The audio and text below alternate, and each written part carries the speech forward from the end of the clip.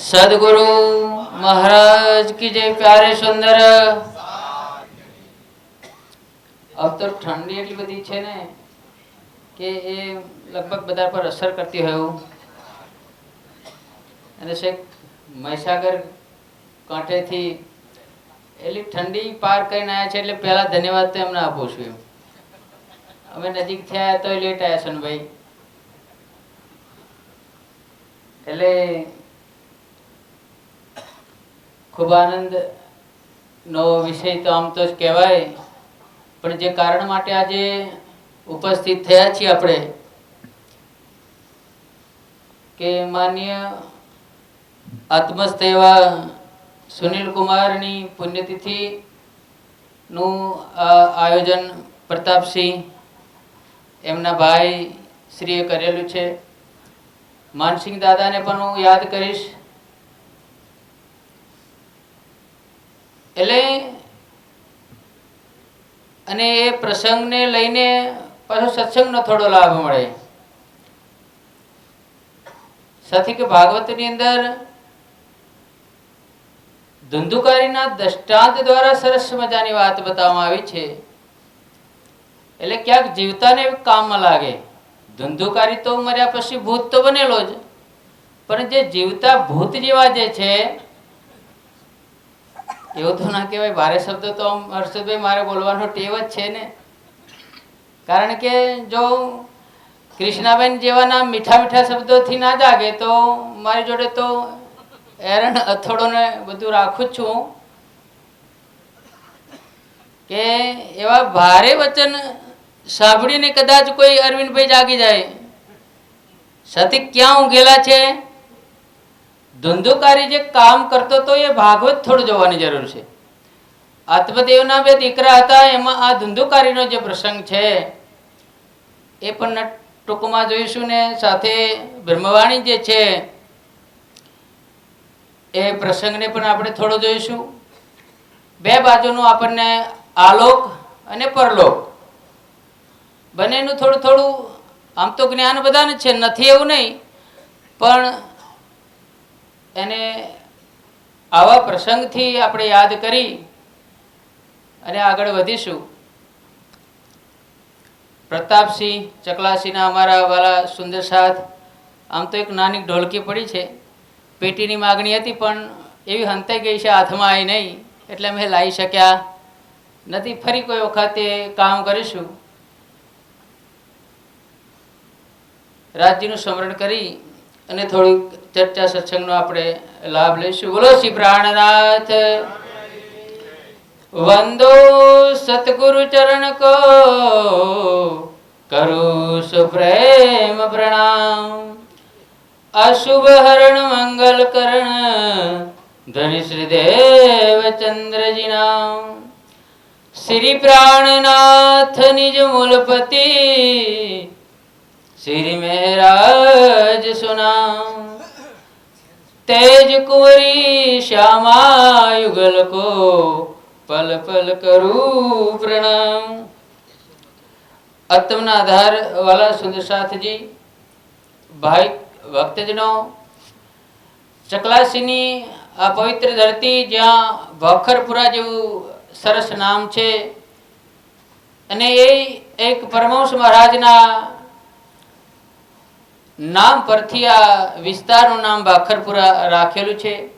એમના કેટલાક વંશજો પેઢી દર પેઢીથી અહીંયા વસવાટ કરે છે. એમના ચરણોમાં પ્રણામ કરી બે ચાર શબ્દો હૃદયમાં ઉતારવા જરૂરી છે, કારણ કે 84 લાખ યોનીમાં જે જીવો હાલ આજુબાજુ આપણી આજુબાજુ પણ છે, એમાંય પશુઓ તમે જુઓ. આપણે તો કેટલું બધું ઠંડી સામે રક્ષણ મેળવવા માટે કોટ, મફલર, જેકેટ, શાલ આ જોગવાઈ કરીને આવ્યા છે. એટલે એમને આ સુગમ સાધન નથી મળ્યું, જ્યારે આપણને મળ્યું છે. પણ ક્યાંક વધારે ખાવામાં આવી ગયું છે તો મોડ પ્રતાપસિંહ બેસી રહેવાતું છે કદાચ. પણ વૃક્ષોની જો કે જ્યાં ખસી શકાતું નથી, જ્યાં રોપ્યું ત્યાંનું એટલે ત્યાં જેટલા વર્ષ એનું આયખું છે એટલા વર્ષો સુધી એને ટાળ તાપ વરસાદ અને વચ્ચે શેડે હોય તો બે બાજુ પાછા આ ઝાડ ને વેચે, કતો ઝાડ એક બાજુ ઠેકાણે રહી જાય ને ઝાડ કરતા ડબલ કિંમત પાછી બીજા માણસોને શાકભાજી માટે ફળફળાદી માટે આપી. એટલે આ 84 લાખની જે પડોજન છે એમાંથી છૂટવા માટે સત્સંગ છે. એટલે ભાગવતમાં એક નાનું દ્રષ્ટાંત છે કે આત્મદેવના બે દીકરાઓ હતા. એક હતો ધુંધુકારી, એની માતા જે ધુંધલી હતી.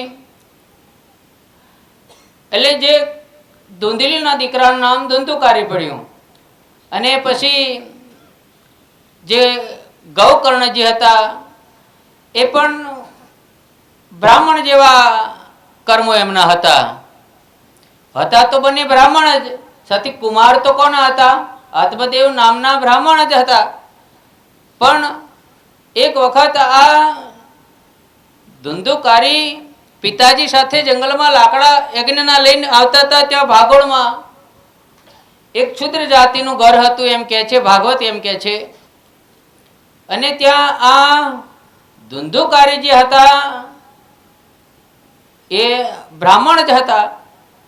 પણ એમની નજર આ ક્ષુદ્ર જાતિની કોઈ ભાગોળમાં જ ઘર એટલે સ્વરૂપમાં જે કન્યા હતી, પત્ની હતી, એના પર દ્રષ્ટિ પડતા ધીમે ધીમે એ બ્રાહ્મણમાંથી ક્ષુદ્ર જેવા લક્ષણો ધરાવતો થઈ ગયો. અને પત્ની હોવા છતાંય તે બ્રાહ્મણનું ઘર પરિવાર કુટુંબની મર્યાદા છોડી અને એને એટલી હદ વટાઈ ભાગવત એમ કહે છે કે એ ક્ષુદ્રના ઘેર જ જઈ અને વસવાટ કરે છે. પોતાની પત્નીને છોડી દીધી, બાળકોને છોડી દીધા. અને આ જે પરાઈ સ્ત્રી હતી, માયા જેને કહીએ, એના મોહની અંદર અંધ થઈ ક્યાંક ચોરી પણ કરતો સાથે સાથે.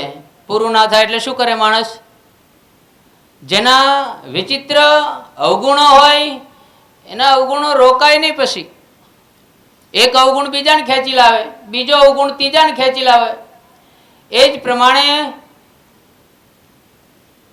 આ ધુંધુકારી ચોરી કરતો, ક્યાંક ના કરવાના કામો કરતા. એનું વિસ્તારથી વર્ણન ભાગવતમાં છે. અને ધીમે ધીમે એની પ્રવૃત્તિઓ અધર્મ તરફ વળેલી હતી. અને આ અધર્મમય પ્રવૃત્તિને કારણે આ જે સ્ત્રી હતી એનું પૂરું ના થયું. હવે તો જ્યારે પૂરું ના થયું ત્યારે એના મુખમાં એમ કહે છે કે અંગારા ભરીને એને એક રાતે ડીમ ઢાળી દીધું, એનું મારી નાખ્યો. અને પછી એ શું બને છે? પ્રેત બને છે. એની હત્યા થઈ ગઈ અને એ પ્રેત બન્યો. એટલે આ દીકરો જેવો હતો તો માતા પિતા એની આબરૂ રહી નહીં પછી. એટલે આત્મદેવ એમની પત્ની હતી એ તો ક્યાંક તીર્થોમાં ચાલ્યા ગયા. જે મોટા ભાઈ હતા ગૌકર્ણજી એ ક્યાંક તીર્થોમાં ગતા રહ્યા. સાથી કે જેના ઘરમાં નફાટ દીકરો પ્રગટે તો માતા પિતાનું ખાવું પીવું, સમાજની માન મર્યાદા બધું જ એ ઊંડા ખાડામાં લઈ જાય છે. એટલે આ ગૌકર્ણજી પણ ક્યાંક તીર્થોમાં ગતા રહેલા. અને ફરતા ફરતા ક્યારેક કેટલાય વર્ષો બાદ આવ્યા ત્યારે મૂળ ઘર તો પાછું સાંભળે ને ત્યાં આવીને પોતાના જૂના ઘરમાં રાત રોકાયા.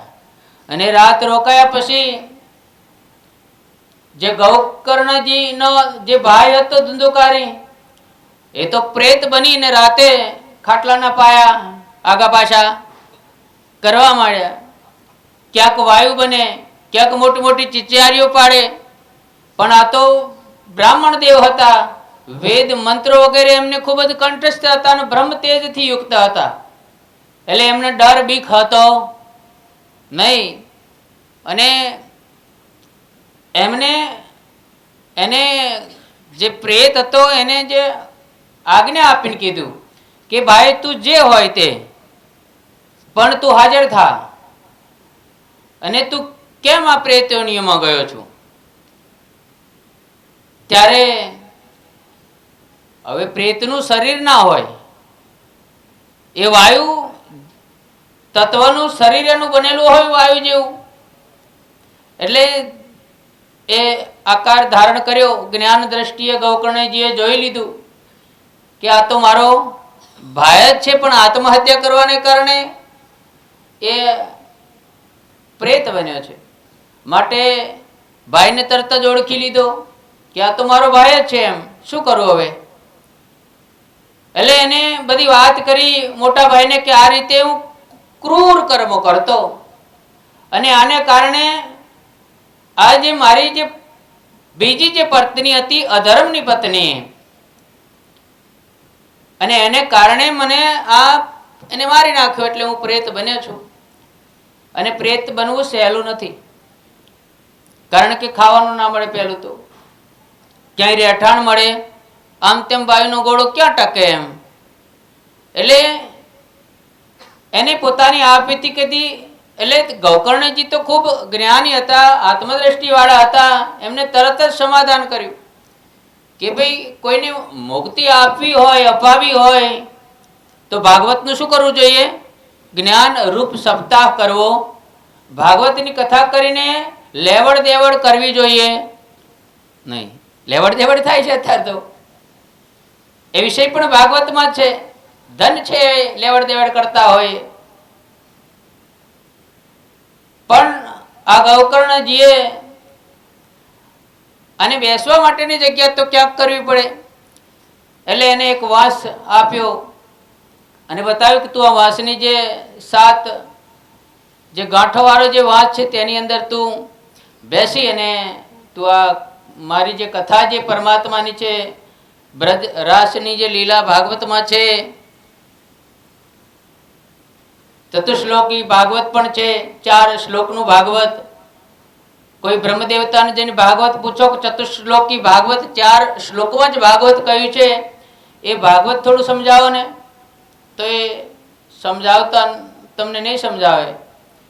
એટલે કથા ચાલુ થતા આ જીવ જે પ્રેત્યોનીમાં ગયો તેને મોહ અજ્ઞાનની જે ગાંઠો હતી, ગ્રંથિઓ, એ ગ્રંથિઓનું એને છેદન થાય છે ને ગાંઠો તૂટે છે. પ્રસંગ ઘણો મોટો છે, પણ શોર્ટની અંદર લઈશું. અને ધીમે ધીમે 7 ગાંઠો તૂટ્યા પછી આ ભાગવત એમ કે છે એને લેવા માટે એક વિમાન આવ્યું, અને વિમાન વૈકુંઠ ધામમાં એને લઈ જાય છે.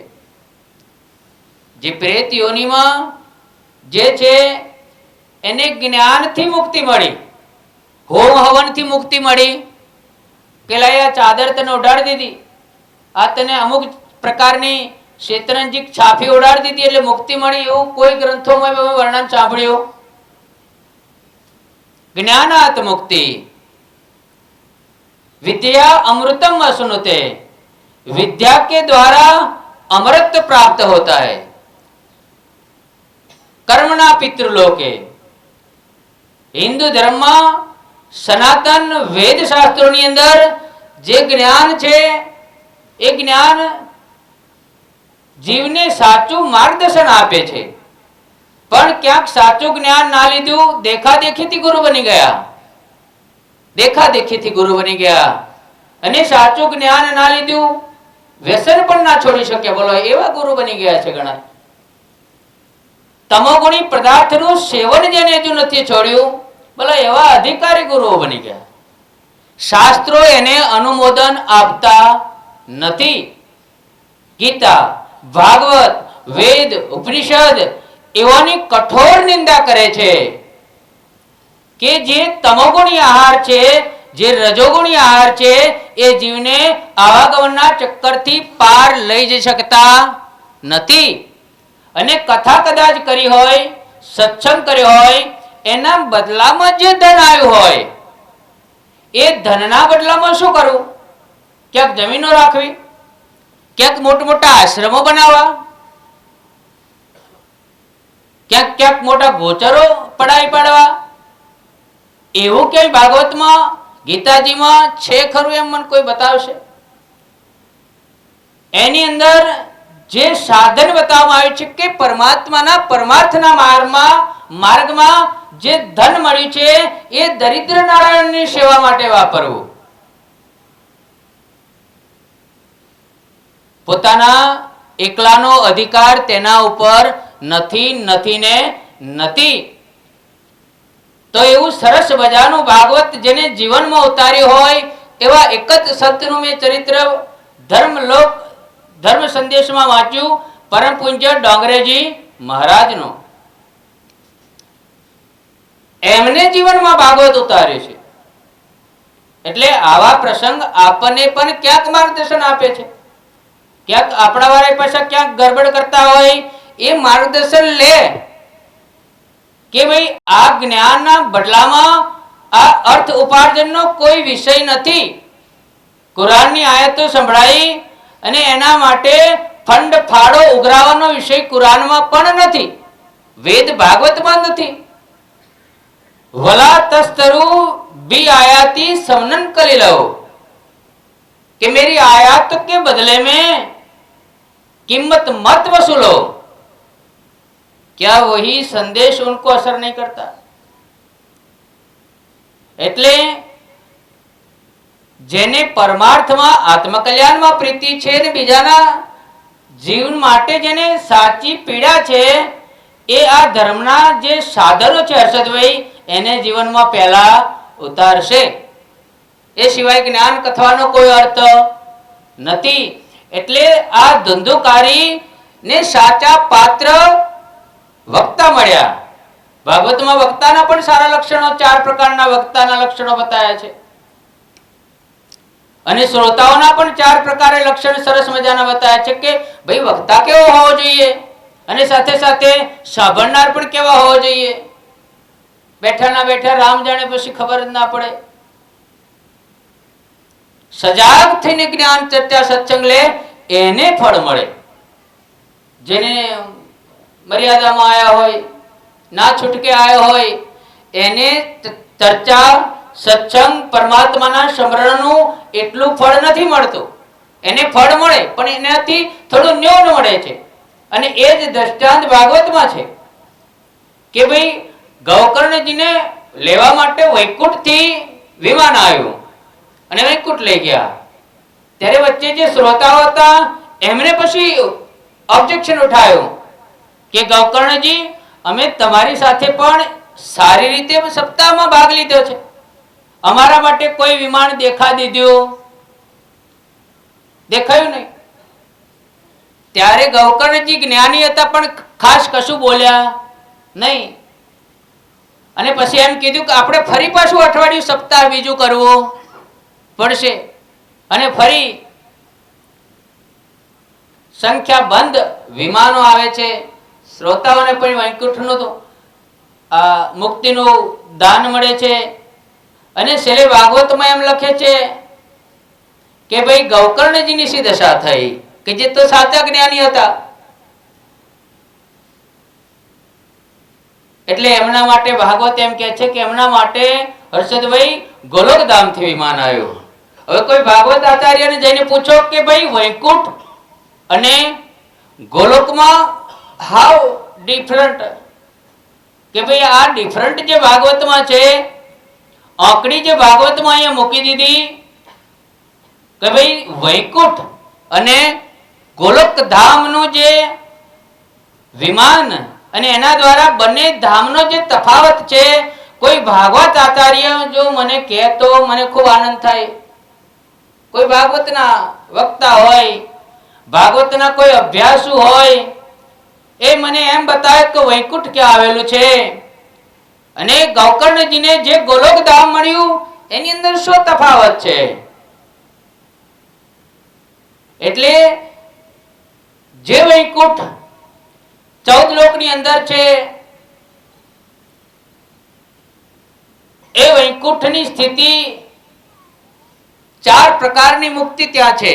જીવ સારા કર્મો કરે, ભગવાન નારાયણની સારી ભક્તિ કરે, ભગવાનના જેટલા અવતારો છે, વિહો છે, એની ભક્તિ કરે તો એને વૈકુંઠ મળે. પણ આ ગોલોકનું વર્ણન ખાસ ભાગવતમાં જોવા મળતો તો કોઈ આ ભાગવતમાં લખેલ વૈકુંઠ અને સ્વર્ગનું જે આ ગોલોક ધામનો જે તફાવત છે એ બતાવે તો ખૂબ ખૂબ આનંદ થાય. એટલે એ ભાગવતનું કુલ ખજાનો આ વાણીમાં અરવિંદભાઈ આપણને આપ્યો છે કે વૈષ્ણવો મોહ થકી નિધ ન્યારી દીધી આપણને અવિનાશ નામ તત્વ કહ્યું શ્રી કૃષ્ણજી જે રમે લીલા રાસ. કે જે જીવ 84 લાખ યોનિમાં ભટક્યા પછી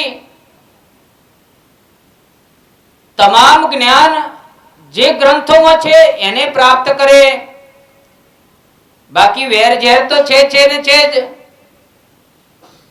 ઈર્ષ્યા અદેખાઈના ઘોડાપુર આ સંસારમાં છે. એટલે શિવજી મહારાજે સંસાર સાગરનું વર્ણન કર્યું છે કે કોક પથિક હોય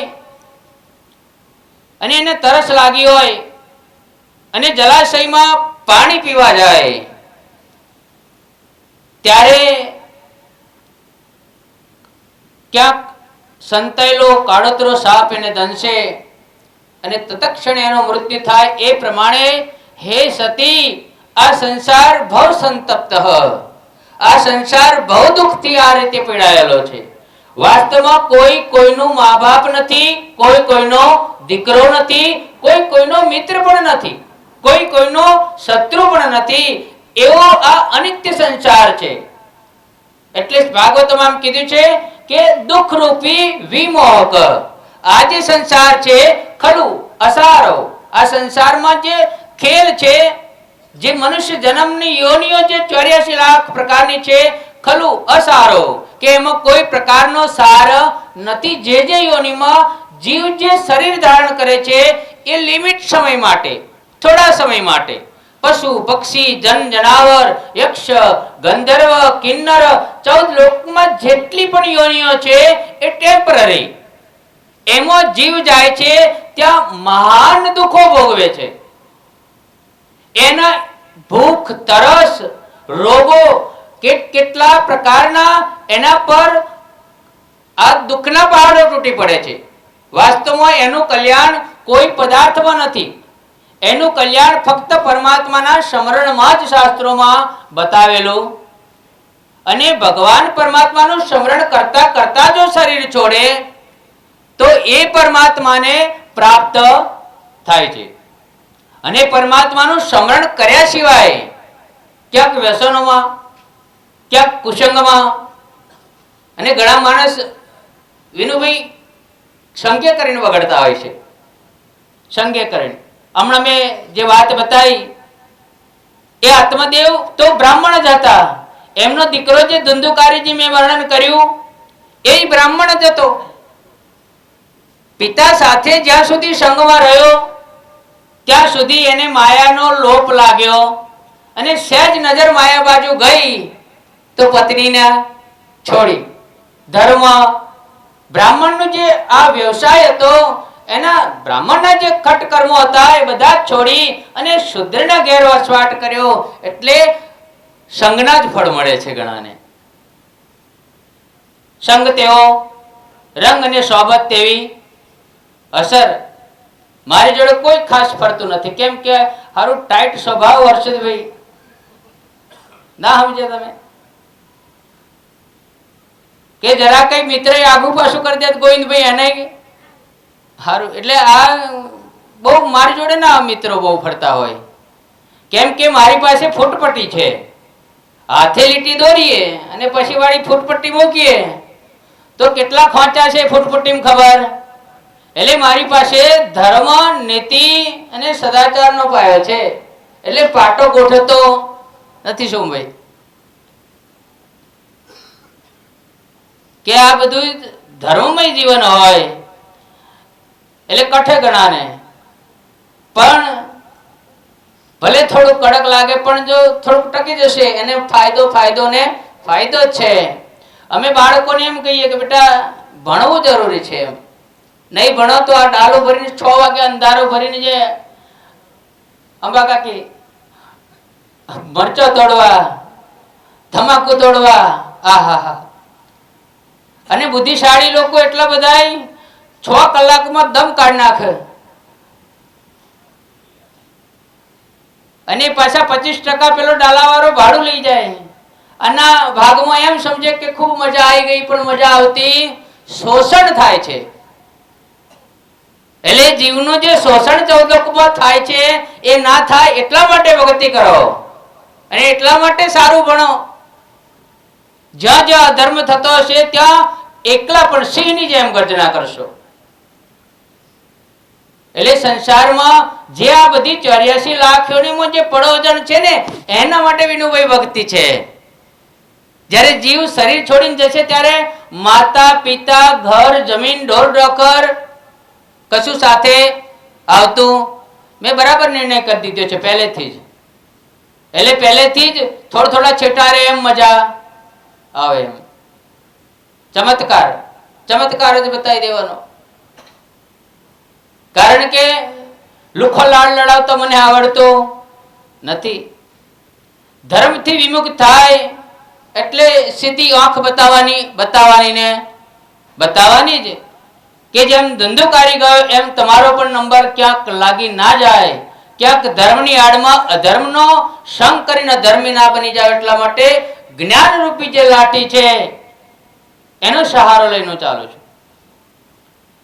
એટલે આજે માનસિંહ દાદા નથી, અમારા વાલા સુનિલભાઈ નથી.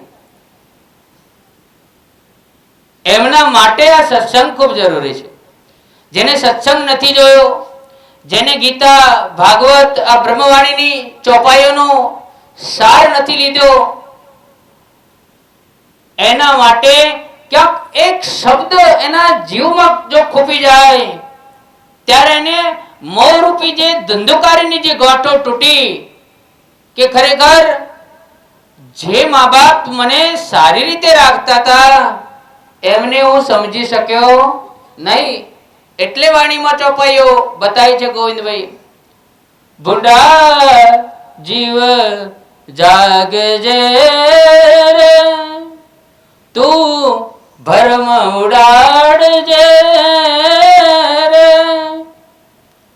હે ભૂંડા જીવ તું જાગજે રે, તું ભરમ ઉડાડજે રે.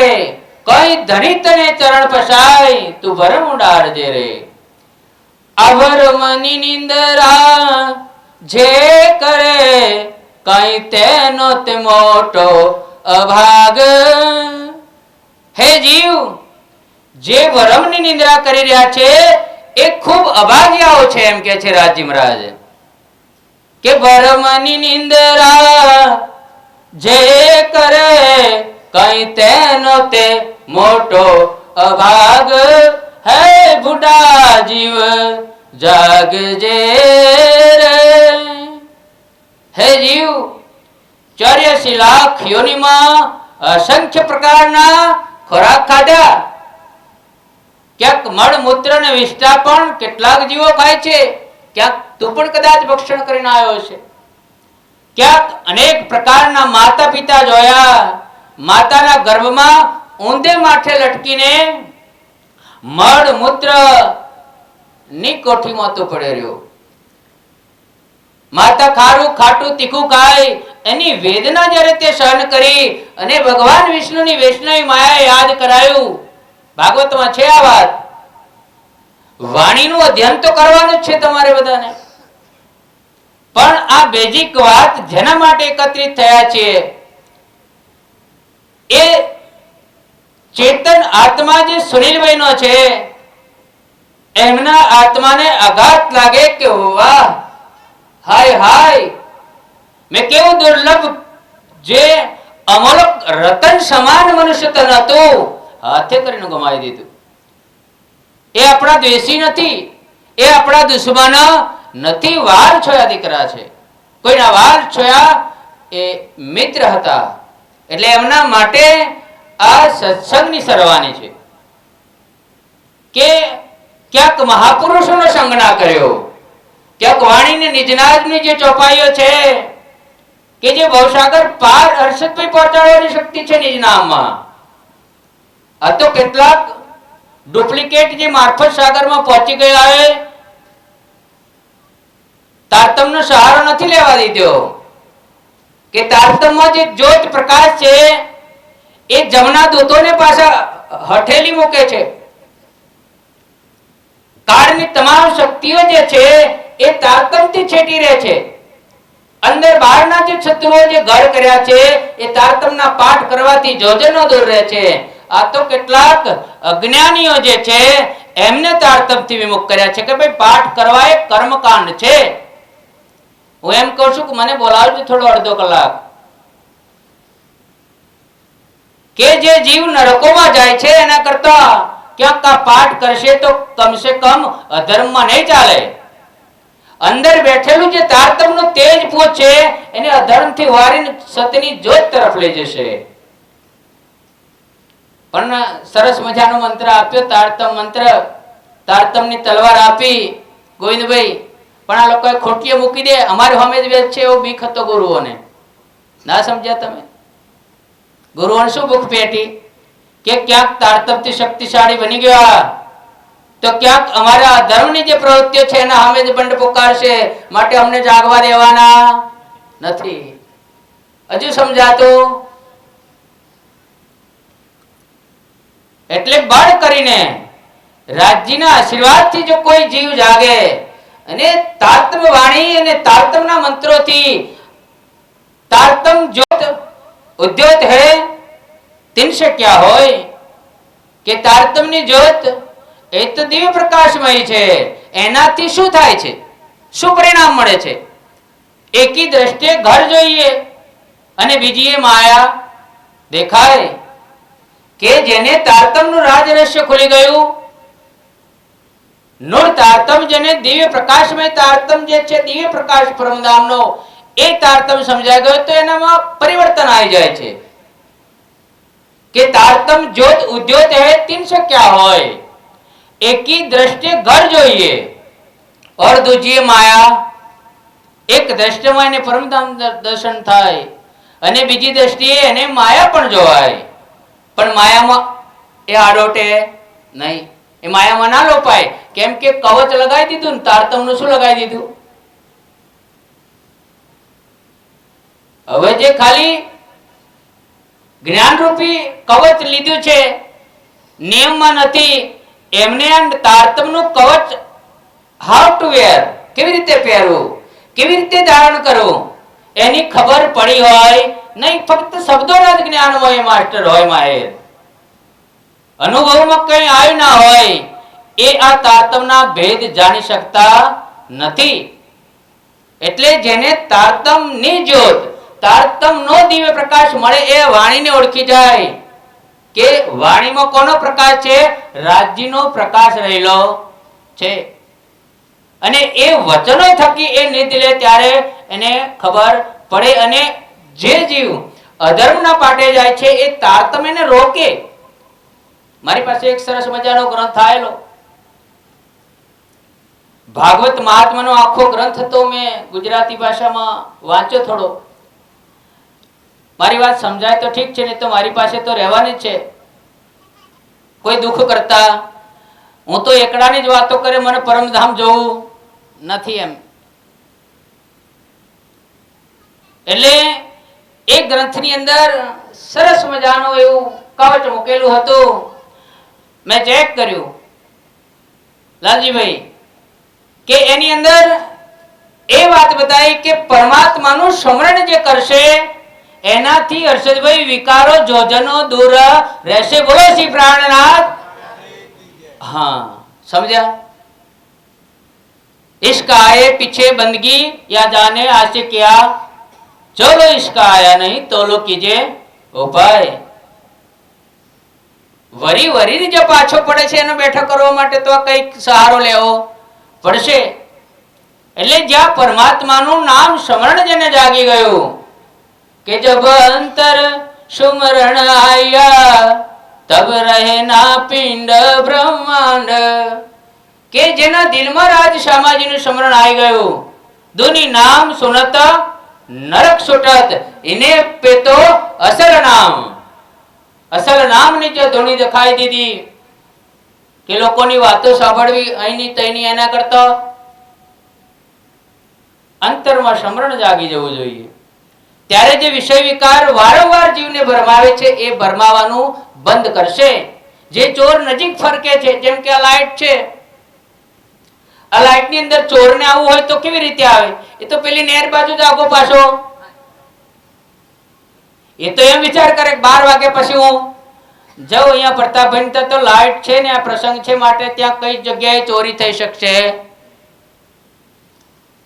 એટલે જે જીવને નુકસાન કરતા જે તત્વો જે છે જેનું નામ છે વિકારો, એ પછી એની માયાવી શક્તિઓ પ્રગટ કરી અને જીવને એમ સમજે છે કે આ તો થોડુંક મસાલો તો 2 કોકરી ખવાય, એમ ચિંતા કરવાની, આપણે તો તમાકુ ખાવી છે એમ.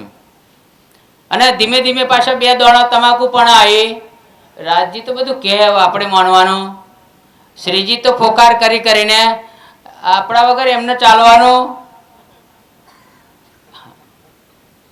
અને જે તારતમ્યનું જ્ઞાન પ્રગટ થયું તો એમ કે કાલે મોત આવતું હોય તો આજે આવે સોદો, નુકસાનમાં નથી, પણ એ વ્યસનો કરશે નહીં.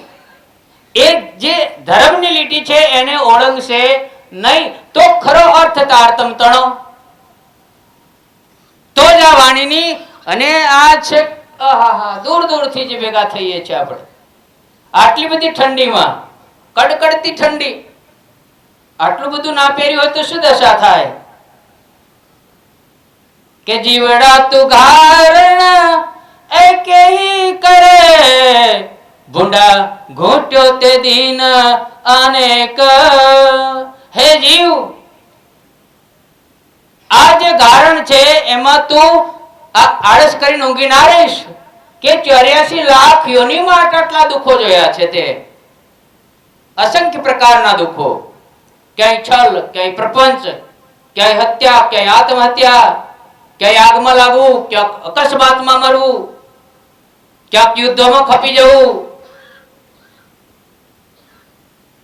એટલા દુઃખોની જ્યારે ગર્જના થઈ છે ત્યારે એ ગર્જનાઓમાંથી, એ મહાદુઃખની જે ફાંસીમાંથી છૂટવા માટે ખાસ કરીને સુંદર સાથને આશાભાઈ તારતમ્ય જ્ઞાનનો સહારો મળી ગયો છે.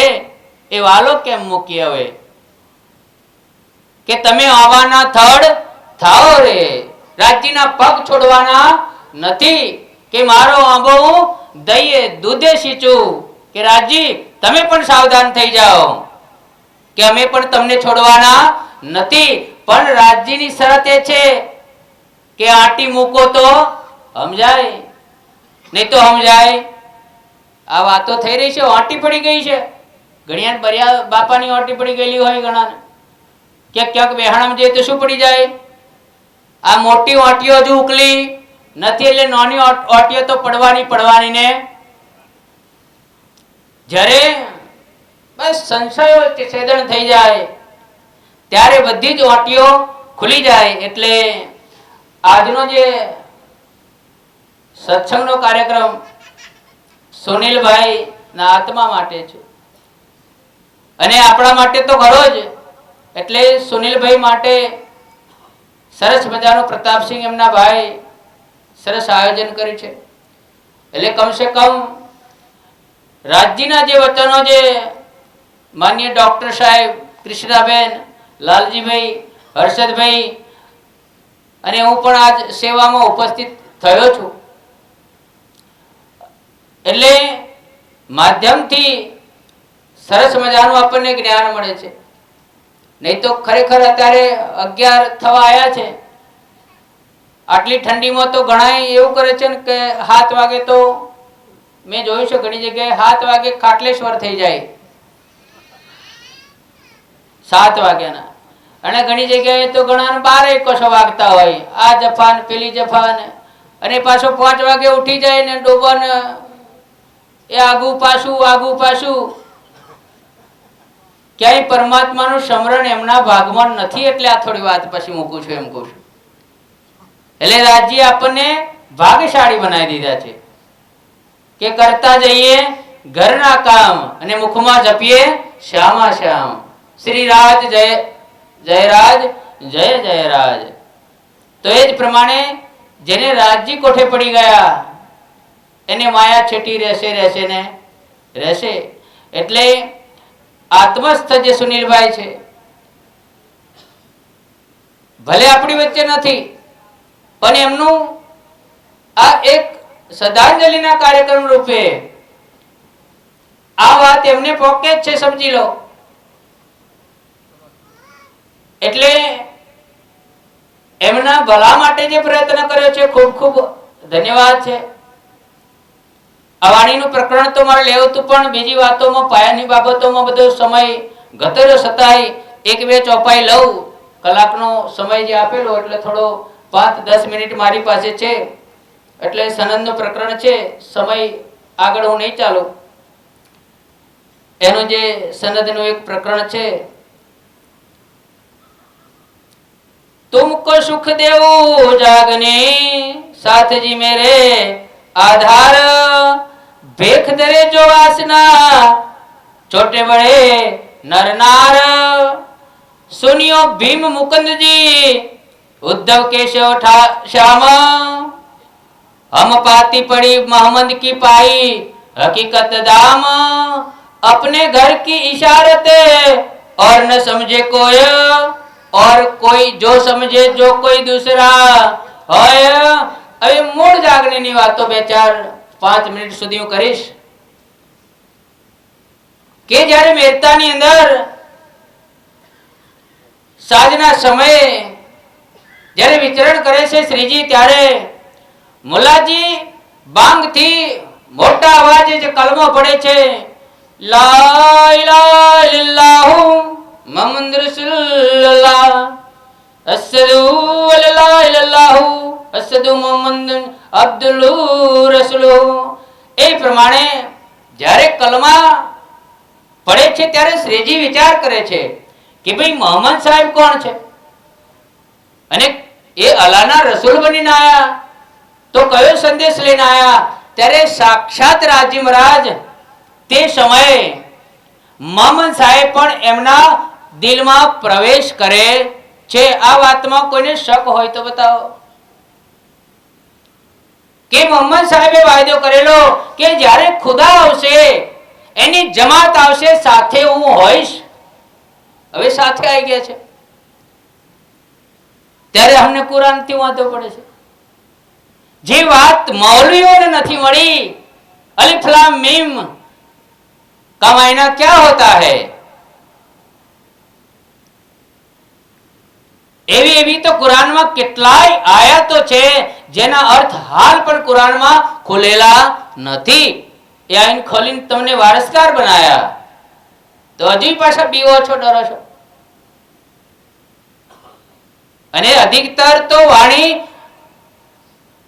જે છે એ વેદ પક્ષ, ગીતા, ભાગવત, વેદ, ઉપનિષદના જે મંત્રો છે એ આપણા વેદ પાઠી કર્મકાંડી બ્રાહ્મણો પણ ખોલી શક્યા નથી.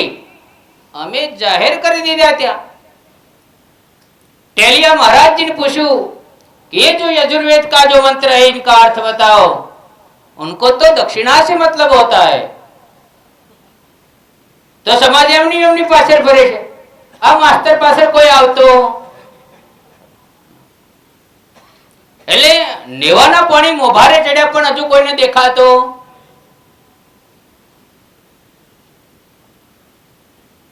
દોરે દાડે તારા બતાવે ત્યાં બધા જતા રહે. પછી કે ત્યાં તારા છે તો બરોબર છે, તારા છે ના હોય તો બરોબર બરોબર બરોબર. પણ એક હું જ છું બરોબર બરોબર કહેતો, હા બરોબર છે પણ મારે આટલો સંશય તમે દૂર કરો, પણ કરી શકતા. એટલે વેદ શાસ્ત્ર ઉપનિષદના અર્થ આપણને ગોવિંદભાઈ કિરણતરના માધ્યમથી ખોલીને બતાવી દીધા.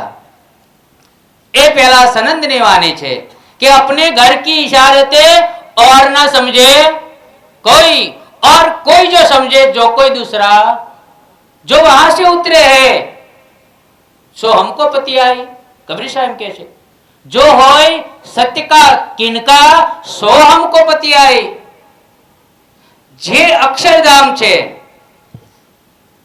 જે અર્શ અજીમ પરમધામ છે, એનો કોઈ અંશ ઉતર્યો હોય એ આ જ્ઞાન પર વિશ્વાસ કરે, નહીં તો પ્રેતોનો દરિયો પ્રેતો પર વિશ્વાસ કરે. એ સત્ય જ્ઞાન ને समझी सके नहीं। वर्णन किया श्री धाम का, कई विध लिखे निशान, साथ को सुख उपजाओ ने ठोर ठोर किए बयान के साथ जियो। हे उद्धव, केशव, श्याम, हे भीम भाई, हे वेदांताचार्य श्यामजी भाई, प्रज्ञानम अनंतम ब्रह्म जे वेद ना मंत्रो હતા, વિજ્ઞાન આનંદમ બ્રહ્મ એ જે મંત્રો હતા એ બધા જ વેદ ખુલી ગયા। કુરાનની આયતો હરફે મુક્તા થતી એક એક હરફ ખુલી ગયા। અને કોનો વારસ છો? તમે એના વારસદાર છો। હોજ કોશળ તળાવ ક્યાં છે? પરમધામ મહર્ષિજીમાં। અખંડ જમનાજી ક્યાં છે? હિન્દુઓને જઈને પૂછો અખંડ જમનાજી ક્યાં છે? અખંડ વનરાવન ક્યાં છે? નિત્ય વૃંદાવન ક્યાં છે? શું મનોહર ગોવર્ધન પર્વત ક્યાં છે? કોઈ શાસ્ત્રોથી તો ખોલીને બતાવો। જે 14 લોક અખંડ માની બેઠા છો એ અખંડ નથી। જે 14 લોક જે બન્યા છે, જેની કુલ સામગ્રી વૈરાટ પટદર્શનની છે, અનિત્ય છે। ગીતાજીમાં મંત્ર છે એનો અધિભૂતમ ક્ષરો ભાવ। હે અર્જુન, જેટલા પદાર્થો જે છે પૃથ્વી, જલ, અગ્નિ, વાયુ ને આકાશ, અધિભૂતમ ક્ષરો ભાવ। જે 5 તત્વોનું બ્રહ્માંડ છે, 3 ગુણોનો જે પસારો છે, રજોગુણ, તમોગુણ અને સત્વગુણ, અને મન, ચિત્ત, બુદ્ધિ ને અહંકાર વારી જે મારી અષ્ટધા પ્રકૃતિ છે એ હે અર્જુન તે મહાપ્રલયમાં નાશ પામે છે।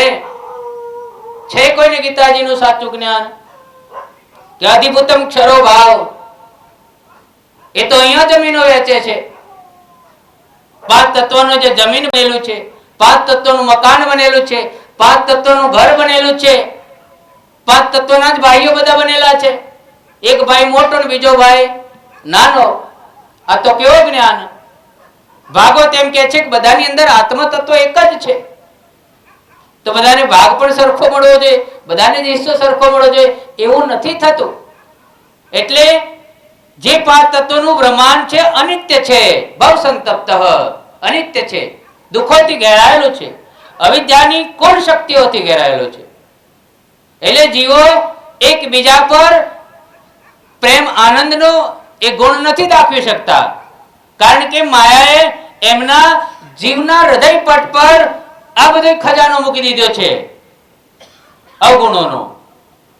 પણ હે સાથજી, જે પરમધામમાં કુલ જ્ઞાન જમનાજી, હોજ કુશળ, સપાદ લક્ષ્ય યોજના નામ વિમલ સરમ દશતે। હે સતી માતા પાર્વતીજી શિવજી કહે છે 1.25 લાખ યોજનનું વિસ્તૃત ત્યાં એક હોજ કુશળ તળાવ છે। છે કોઈને અમરનાથની અમર કથાનું જ્ઞાન હિન્દુ ધર્મમાં?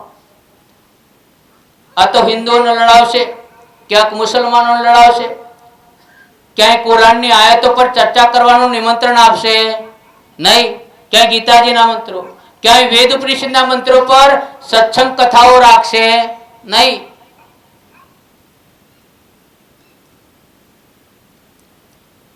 એટલે જેને ધર્મનું જ્ઞાન નથી એ ધર્મનો પ્રચાર કરે છે, અને ધાર્મિક માણસો પાછા રાજકારણનો પ્રચાર કરે છે। કેટલી વિડંબના છે! ધાર્મિક પુરુષને પછી શું રાજકારણ? એ હરિમય જારે આ જગતને જાણ્યું પાનવાઈ, એ જ ત્યારે પ્રપંચથી રહેવું दूर जोने। साधुओना लक्षण बताई दीधा, खाली भगवा एकला नहीं, माळाओ जटाओ नहीं, के ज्यारे परमात्मा मया जगत जाण्यु त्यारे प्रपंचथी दूर रहेवुं एमनी वाहवाह करवी नहीं। आ तो साधु संतो आश्रय मांगे छे। बोलो, जेना आश्रय माटे 14 लोग झंखे एवो कोक सुरवीर होय एनुं शरण धारण करवुं। प्रपंचना शरणे केम जईए? प्रपंच नमावे तो एने जोड़े केम नमीए? એટલે સાચું જ્ઞાન શાસ્ત્રોનું મળે, અવાણીનું મળે, ત્યારે ખબર પડે કે આપણે હોજ કસરની મછલી છીએ. જમના જરી કિનાર પર કઈ દ્યો હરિયા તલાવ, ભાત ભાત રંગ ઝલકત યો કઈ ઝવેર જડાવક. અખંડ પરમધામ બધાનું એક છે. પરમધામ હિન્દુ, મુસ્લિમ, ઈસાઈ, પારસી કોઈ કામનું અલગ અલગ નથી. કાલે એક જગ્યાએ બેઠેલા મને એમ કે ભાઈ બધી નદીઓ કે સાગરમાં જઈને મળે છે. મેં કીધું તમને પર્યાવરણનું સાચું જ્ઞાન નથી. પર્યાવરણ જે ભણ્યા ત્રીજા ચોથા, પર્યાવરણનું જ્ઞાન નથી કે બનાસ, સરસ્વતી, રૂપેણ જેવી નદીઓ દરિયાને પૂરેપૂરી મળતી કુંવારી નદીઓ છે. પર્યાવરણનું જ્ઞાન નથી. એવો એમ સમજે કે પરણોમી વાળા પાછા અમારા જેવા ભગવાન બધાના એકના. ગીતા ભાગવત લઈને મારી પાસે આવો, મને બોલાવો ત્યાં કે બધાય ક્યાંક નિરાકારમાં જાય છે, ક્યાંક સ્વર્ગ વૈકુંઠ 14 લોકમાં રમણ કરે છે. કોઈ પરમધામ ક્યાં છે બતાવ્યો? એ આપણા કિસ્મતમાં છે કે વાણી મેરે પીવ કી ન્યારી જો સંસાર નિરાકાર કે પાર તે તીન પાર કે ભી પાર. નિરાકારનું બ્રહ્માંડ આ સનદવાણીમાં બતાવ્યું છે કે નિરાકારની જે લહેર છે એક લહેર વૈકુંઠ છે. સમજ્યા બધા સાથીઓ? જે તારતમ્ય જ્ઞાન મળેલું છે, નિરાકારનું એક અંશ માત્ર આ 14 લોકનું બ્રહ્માંડ છે. યથા સૂર્યોદયે ગ્રહે ભમંતિ તસૃણેવ તથે મે પરમાકાશે બ્રહ્માંડ તસૃણેવ. કે સાધુ સંતો મુનિઓ, જેમ સૂર્યોદય થતા સૂર્યના કિરણમાં જેમ રજકણો દેખાય છે ધૂળના, એ જ પ્રમાણે 14 લોકનું જે નિરાકારમાં બ્રહ્માંડ પેદા થયું છે એક કિરણ માત્ર છે. એનું કોઈ અસ્તિત્વ નથી, નથી ને નથી. તો નિરાકારથી પરે જે બ્રહ્માંડ છે ત્યાં અખંડ યોગ માયા છે, ત્યાં પરાશક્તિ યયદમ ધાર્યત જગતમ. હે અર્જુન, પરાશક્તિનું જે ચેતનવંતું બ્રહ્માંડ છે એ બ્રહ્માંડથી 14 લોકનું આ બ્રહ્માંડ ધારણ કરે છે. અને મારી યોગ માયાના એક અંશથી હે અર્જુન મેં આ ધારણ કર્યું છે. તારે બહુ વધારે જાણવાની જરૂર નથી. હાલ તું યુદ્ધ કરવાનું ચાલુ કરી દે. એટલે સાથીઓ માટે હર્ષદભાઈ ખૂબ જ પરમધામનું દિવ્ય બ્રહ્મ જ્ઞાન જેને કહેવાય, એ જ્ઞાન લઈને રાજ્ય મહારાજે ગોવિંદભાઈ મહેર વરસાય છે કે પરમધામમાં જમનાજી, જેની હીરા જવાહરાતથી જડેલી કિનારો શિવજી મહારાજે અમરકથામાં ખૂબ વર્ણન કર્યું છે કે ભાઈ અર્શ અજીમ પરમધામ બધાનું એક છે. સકલ કોમ કુલ હુ અલ્લાહ અહદ. જે પરમાત્મા છે કુલ આલમનો જે રબ્બિલ આલમીન છે એક છે. અને હિન્દુ, મુસ્લિમ, પારસી, જૈન જે કઈ ધર્મ છે એના સંતાનો તરીકે વિદ્યાઓમાં, પાઠ વિદ્યાઓમાં ભણાવવામાં આવે છે. અને ભણ્યા પછી પાછા એવા જેમ કે છે કે આટલા થોડાક જુદા, આટલા થોડાક જુદા. ગુરુઓનું જ્ઞાન એમને નથી પચ્યું કે ઈશ્વર અલ્લાહ तेरे नाम सबको सन्मति दे भगवान. सन्मति उनको दे, उनको मति अच्छी है नहीं, उनकी सन्मति नहीं अच्छी. કે જે પરમાત્મા એકો બ્રહ્મ દ્વિતીય નાસ્તિ છે. એ જ કુરાનની અંદર કુલહુ અલ્લાહ અહદ ના મંત્રોમાં છે, આયતોમાં છે. એટલે જે અભ્યાસ કરશે એ આ આવગમનના ચક્કરમાંથી કોઈ માને ના માને એ તો એનો વિષય છે. રમેશભાઈ, લાખ દિને દિન ધર્મમાં કોઈને જબરજસ્તી કોઈ પથ્થર કો ભી દેવ માને, આપણે કોઈ આપત્તિ તો આ પરમધામમાં જમનાજી, હોજ કસર તળાવ, શિવજી મહારાજે એકાંતમાં કૈલાસ પર્વત પર માતાજીને જે જ્ઞાન આપ્યું, આપણને છડે ચોક બોલાઈ આટલી કડકડતી ઠંડીમાં સારા સારા વક્તાઓ દ્વારા ક્યાંક ક્યાંક સુનિલભાઈ જેવા નિમિત્ત બનાવીને આપણને આ જ્ઞાન મળે છે. એટલે આ અવસર જે મળે છે એ ખૂબ જ દુર્લભ છે.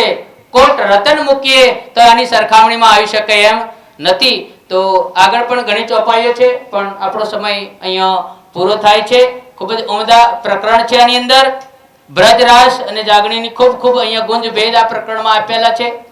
સનંદ પ્રકરણ નંબર 41 ઘરે જઈને ખૂબ સારો અભ્યાસ કરજો કે યો 69 पातिया लिखी धाम धरी पर के राजी महाराज ब्रजराज का जो खेल उन्हें दिखाया, अब बुढ़ा बाबा बनके वही प्राणनाथ जी कहलाते। ए ओळखाण आ प्रकरण में आपेली। हाँ, ना आ बाजू ना आ बाजू, बस तटस्थ ब्रह्मवाणी एक ज्ञान आपेलू। तो राजी महाराज ની ખૂબ ખૂબ મહેર છે। આટલી ઠંડીમાં આપણે એકત્રિત થયા છે। અમારા જયશંકર કાકા જેવા શેખ સુરતથી અહીંયા પધાર્યા છે, એટલે मान के दे अखंड फल पाइए, पाई के वृथा क्यों घुमाइए, ए तो दक्षिण को अवसर सो गमावत माज निंदर। तो खूब खूब आनंद અને ભાવની લાગણી સાથે હર્ષદભાઈ વગેરે સાથીઓ અને આપણા જેના માટે પ્રસંગ રાખ્યો છે એ સુનિલ કુમાર માટે એકવાર બધા સાથે મળીને રાજ્યના ચરણોમાં ધ્યાન રાખી અને એકવાર નિજ નામનો પાઠ મારી સાથે કરીશું।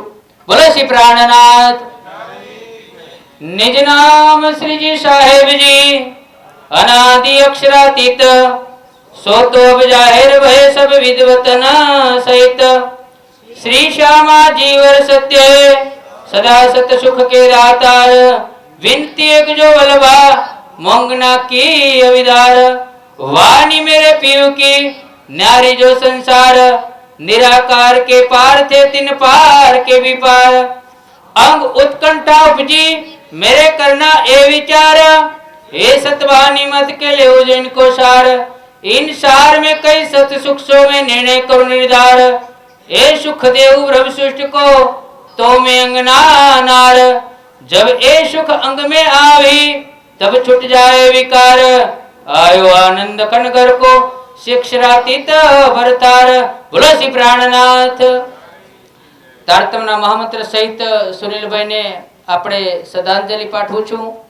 આત્મકલ્યાણના માર્ગમાં જો કોઈ અડચણ હોય તો પરમાત્માને પ્રાર્થના કે અમે સુનિલભાઈ જેવા જ છીએ, પણ તમે તારતમના અંજવાડામાં લઈને અમારા પર રક્ષણનું કવચ તમે આપ્યું છે। એટલે જેમ વ્રજમાં રાજજી મહારાજ એક વખત દાવાળના સળગે છે કે પુતના માસી વગેરેના સંકટોથી જ્યારે રક્ષણ મળ્યું, અગાસુર બગાસુર વગેરેથી રક્ષણ મળ્યું, ત્યારે એક વખત વનમાં જાય છે ત્યાં પણ દાવાનળ સળગે છે, ત્યાં પણ રક્ષણ કરેલું એ જ રાજી મહારાજ આપણી સાથે છે। એટલે સનભાઈ રાજી મહારાજના પ્રાર્થનામાં કે સુનિલભાઈ